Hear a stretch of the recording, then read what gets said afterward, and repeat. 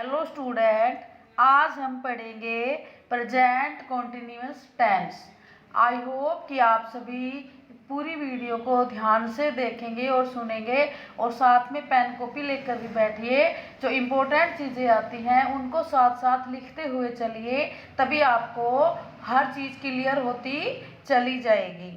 नहीं तो अगर आप आधी वीडियो देखेंगे या पेन कॉपी लेकर नहीं बैठेंगे तो समझ में नहीं आएगा। तो चलिए स्टार्ट करते हैं प्रेजेंट कॉन्टिन्यूअस टेंस। अब हमें प्रेजेंट कॉन्टिन्यूअस टेंस को पढ़ते समय किन किन बातों का ध्यान रखना चाहिए। नंबर 1, हिंदी में पहचान। हिंदी में पहचान, वाक्य में क्रिया के अंत में रहा है, रही है, रहे हैं आए उसे प्रेजेंट कॉन्टिन्यूअस टेंस कहते हैं।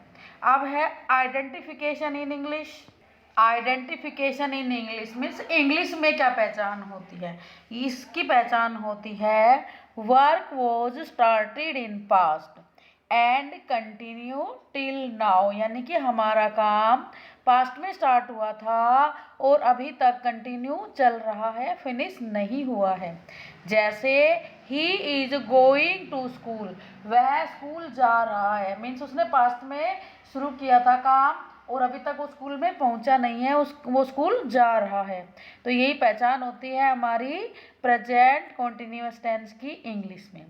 अब हम पढ़ेंगे इसका स्ट्रक्चर। स्ट्रक्चर मतलब फॉर्मेट की हम सेंटेंस कैसे बनाएंगे। सबसे पहले असर्टिव सेंटेंसेस। असर्टिव सेंटेंसेस कौन से होते हैं जिसमें काम होने की सेंस पाई जाए। इसमें हम कैसे बनाएंगे सेंटेंस। सबसे पहले सब्जेक्ट काम करने वाला, फिर हेल्पिंग वर्ब यूज करेंगे इज एम आर, फिर वर्ब की फर्स्ट फॉर्म प्लस आईएनजी, फिर ऑब्जेक्ट। तो ये हमारा एक्टिव का फॉर्मूला हो गया, हमारे पास स्ट्रक्चर हो गया कि इस स्ट्रक्चर की हेल्प से हम सेंटेंस बना सकते हैं। अब इसके एग्जांपल देख लेते हैं। जैसे ही इज ईटिंग फूड, वह खाना खा रहा है। आई एम ईटिंग फूड, मैं खाना खा रहा हूँ। यू आर ईटिंग फूड, तुम खाना खा रहे हो। ये हमने इसके एग्जाम्पल कर लिए। अब इसमें आपको कहाँ पर इज लगाना है, कहाँ आर लगाना है, कहाँ एम लगाना है, तो ये मैं आपको बताती हूँ कहाँ पे यूज करना है। अगर आपका सब्जेक्ट ही, सी, इट या सिंगुलर नाउन हो तो आप हेल्पिंग वर्ब इज यूज करेंगे। जैसे सी इज कुकिंग फूड। अब इनमें से आपको याद करना पड़ेगा कि इनमें से कोई भी सब्जेक्ट हो तो आप इज लगाएंगे हेल्पिंग वर्ब। एम, आई, जो एम है आपका वो आई के साथ लगती है। इसमें जो एम है ये, जब भी आपका सब्जेक्ट आई हो तो आप उसके साथ एम लगाएंगे। जैसे I am going to school, मैं स्कूल जा रहा हूँ। अब आर कहाँ पर यूज करना है।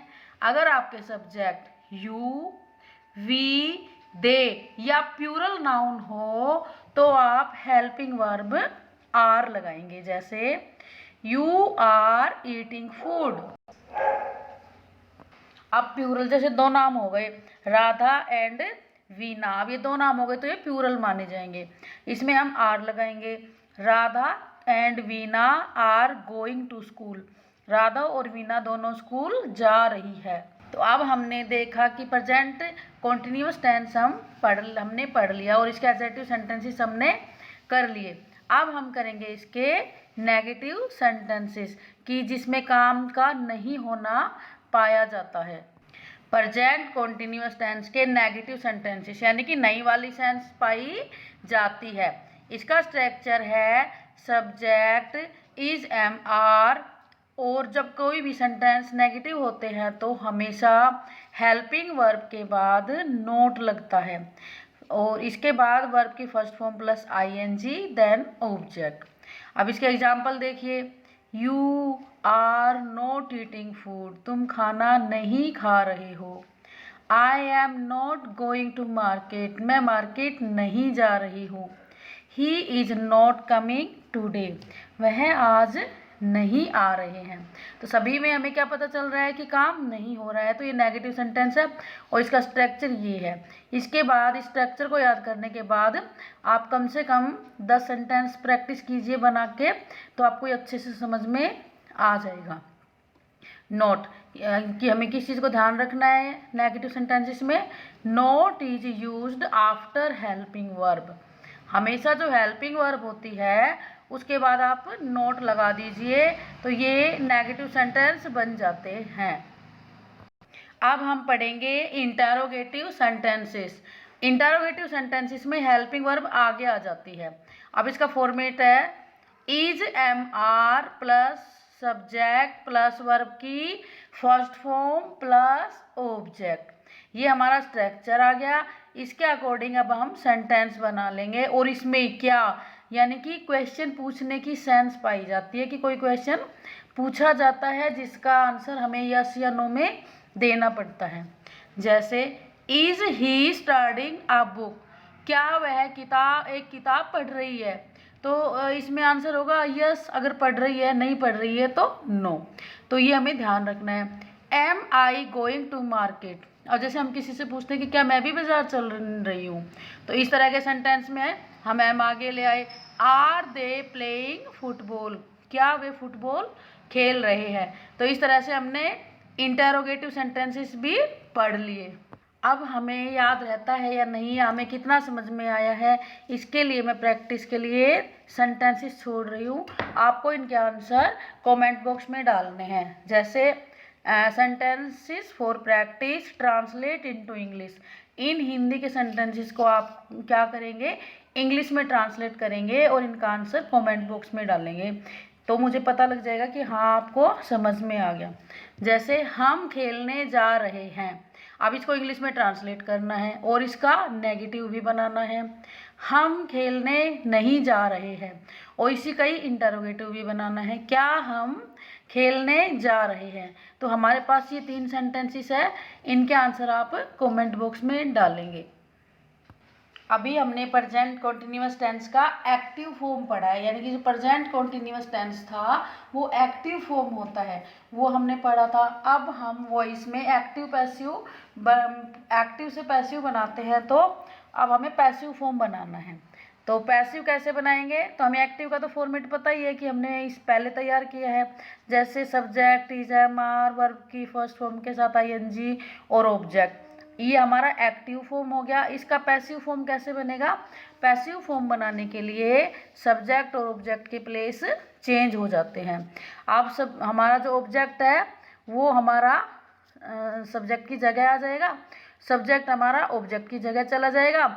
इज एम आर हमारा सेम रहेगा, जैसे हमने पहले पढ़ा था कि कौन से सब्जेक्ट के साथ आप हेल्पिंग वर्ब लगाते हो तो वही लगाएंगे, लेकिन उसके साथ बीइंग और लगाना पड़ता है। और फॉर्म तो हमें पता ही है कि पैसिव में हमेशा थर्ड होती है।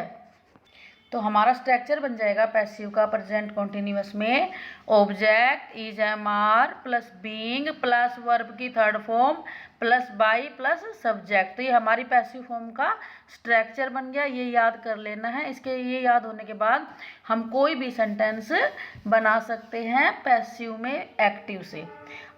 Examples, change sentences from active to passive. अब प्रैक्टिस के लिए हम कुछ सेंटेंसेस चेंज करते हैं ताकि हमें एक्टिव से पैसिव बनाने का अच्छे से हम बना सकें। अब हमारे पास ये एक्टिव सेंटेंसेस है और ये पैसिव सेंटेंसेस है। एक्टिव में देखिए, he is writing a letter, वह एक लेटर लिख रहा है। इसका पैसिव बनाना है तो ये पता होना चाहिए कि हमारा ऑब्जेक्ट लेटर है, राइटिंग वर्ब है, इज हेल्पिंग वर्ब है और ही सब्जेक्ट है। तो हम लेटर को आगे ले आएंगे। A letter is being written by him, he him में कन्वर्ट हो जाता है। सब्जेक्ट अगर ही होता है तो पैसिव में ये हिम बन जाएगा। नेक्स्ट सेंटेंस है, Sonu is singing a song, Sonu गाना गा रहा है। ये एक्टिव फॉर्म हो गया। पैसिव हो जाएगा, अ सॉन्ग इज बीइंग संग बाई सोनू, सोनू के द्वारा एक गाना गाया जाता है, यानी कि एक सॉन्ग सोनू के द्वारा गाया जाता है। ये पैसिव फॉर्म हो गया। नेक्स्ट है, the students the students are watching the match. ये हमारे पास सेंटेंस है प्रेजेंट कॉन्टिन्यूअस का एक्टिव। अब इसको पैसिव में बनाना है तो ये मैच हमारा ऑब्जेक्ट है, तो ये आगे आ जाएगा। The match is being watched by student. तो इस तरह से आपने देखा कि हमने एक्टिव से पैसिव बनाना भी सीख लिया है। अब हम प्रैक्टिस के लिए 2 सेंटेंस देखते हैं। Sentences for practice. We are writing a letter. Second है ही इज प्लेइंग क्रिकेट। तो ये 2 सेंटेंस है एक्टिव के, और आप इनको पैसिव में चेंज करेंगे और इनका आंसर कमेंट बॉक्स में डालेंगे। तो इस तरह से आप ध्यान से समझेंगे तो ये कंसेप्ट आपका एक्टिव पैसिव का क्लियर हो जाएगा।